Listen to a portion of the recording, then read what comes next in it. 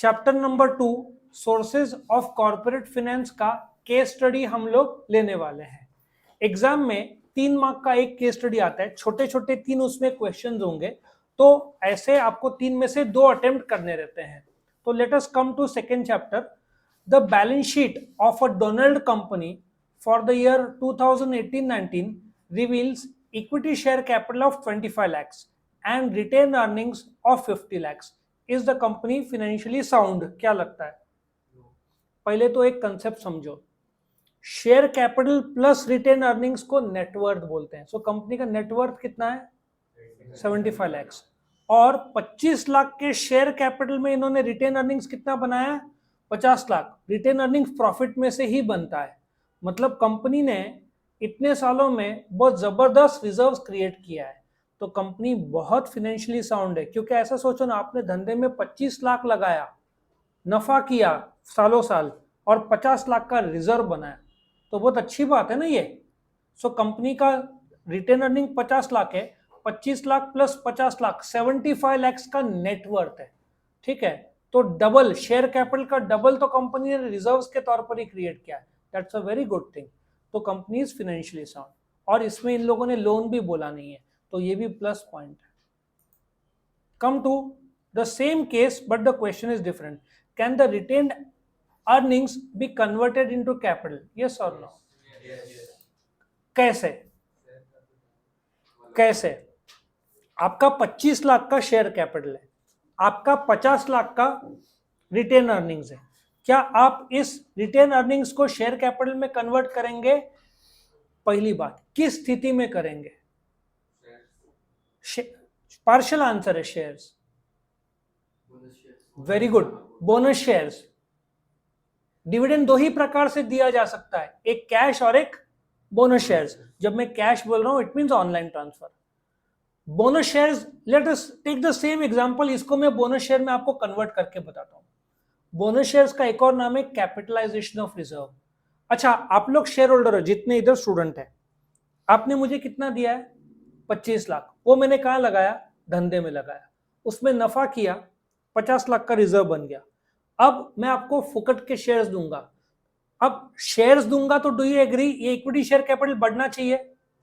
25 लाख मैं आपको 1:2, मतलब आपको मैं, या 2:1 बोलना चाहिए, आपको या एक शेयर पे आपको मैं 2 शेयर दे रहा हूं। कितना?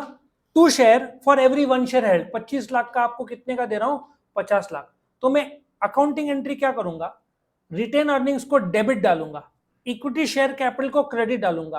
रिटेन अर्निंग्स बन जाएगा 0, इक्विटी शेयर कैपिटल बन जाएगा 25 से 50 लाख। कितना हो गया? 75 lakhs। और आपको 50 लाख रुपए के शेयर्स सर्टिफिकेट ऑनलाइन ट्रांसफर करूंगा वाया डीमैट। सो अभी जो शेयर कैपिटल आप होल्ड करते थे 25 लाख के, अभी कितने बन जाएंगे? 75 lakhs। आपको कितने का बोनस मिला? 50 लाख रुपए का। आपको पे करना है बोनस में? नहीं। क्या मैं पे करूंगा? नहीं। मैं सिर्फ एक बुक एंट्री करूंगा जिसमें रिजर्व्स में से पैसा निकाल के मैं इक्विटी शेयर में ट्रांसफर करूंगा। तो can the retain earnings be converted into capital? The answer is yes, convert कर सकते हैं। बोनस शेयर्स देते समय हो सकता है। द बैलेंस शीट सेम था case. What type of source retain earning is? अब सोर्स दो ही प्रकार से हो सकता है, इंटरनल या एक्सटर्नल। रिटेन अर्निंग्स तो कंपनी ने नफा किया है, अंदर के अंदर प्रॉफिट बचा हुआ है, तो वो क्या हो जाएगा? Internal source.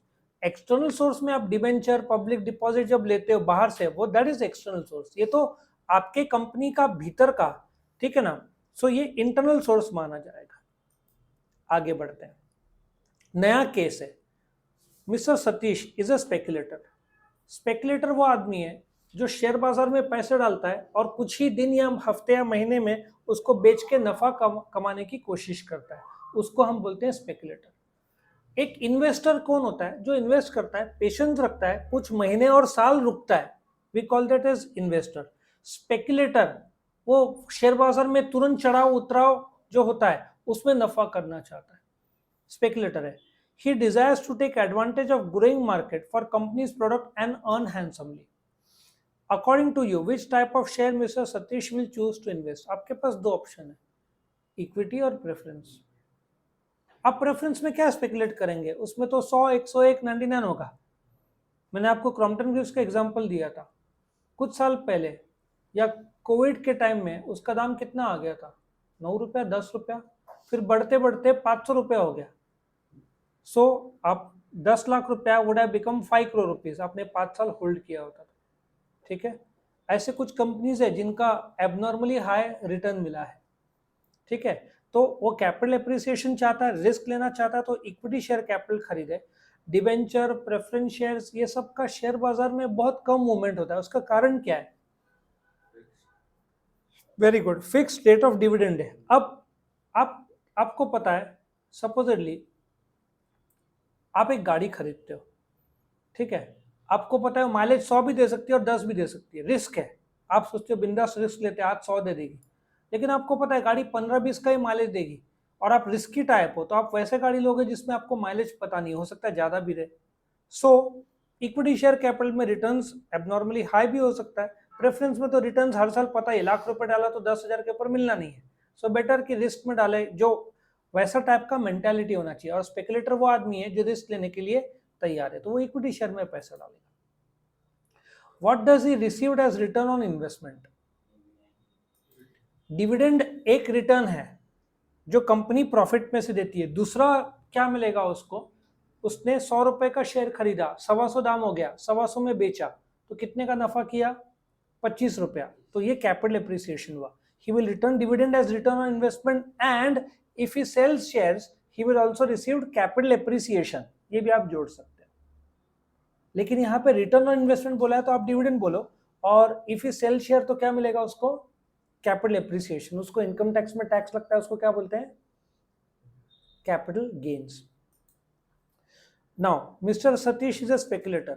He desires to take advantage of growing market for company's product and earn handsomely. State any one right which he will enjoy as a shareholder.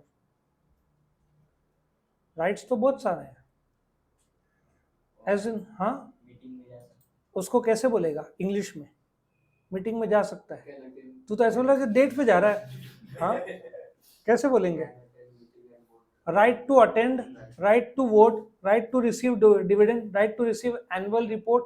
ठीक है ना, एक बोला है, आप 3-4 बोल दिया। बट एग्जाम में देखो जहां पे स्मार्टनेस नहीं दिखाना है वहां नहीं दिखाना है। कितना इन्होंने बोला है? स्टेट एनी वन राइट, तो आप 3-4 नहीं लिखना। कितना बोला? एक ही द राइट, क्या बोल रहा है? State any one right which the share holder will enjoy right to vote, meaning he can attend and vote in the meeting of the company. बस इतना। अब राइट टू डिविडेंड ये सब बोलोगे, कुछ गलत हो गया उसमें, कम ज्यादा हो गया, तो we don't want you to lose marks. जितना पूछा है एक, तो एक ही बताना। अब ये नया केस है। Mister Rohit, an individual investor, invests his own funds in the securities. He depends on investment income and does not want to take any risk. He is interested in definite rate of income and safety of principal. Name the type of security that Mr. Rohit will opt for. उसको risk लेना नहीं है और definite return चाहिए।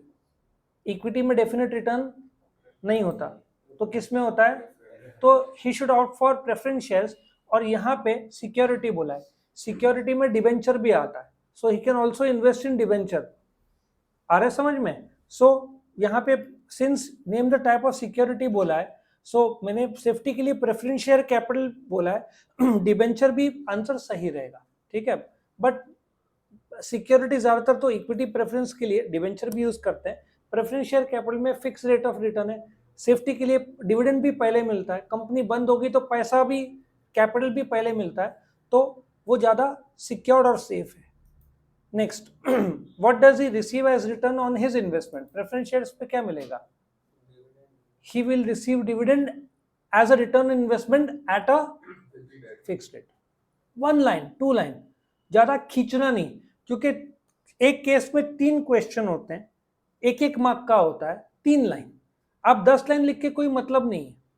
1 mark के लिए जहां जितना मार्क्स वहां उतना आंसर का डेप्थ और एग्जाम्पल। पॉसिबल रहा तो एग्जाम्पल देने का, ये सिंस लॉ है, हर यहाँ पे हर जगह पे एग्जाम्पल बैठेगा नहीं। The return on investment which receives is fixed और फ्लक्चुएटिंग। Common sense. 1 सेकेंड, क्या लगता है? तेरे से नहीं पूछा था। हाँ, क्यों फिक्स्ड? डांडी मारेगा तो ऐसे ही होगा। क्यों फिक्स्ड? ये साइड प्रेफरेंस शेयर में रिटर्न्स क्या रहता है भाई, दांडी कम मार। तो यहां पे आपका केस स्टडी खत्म होता है। ओके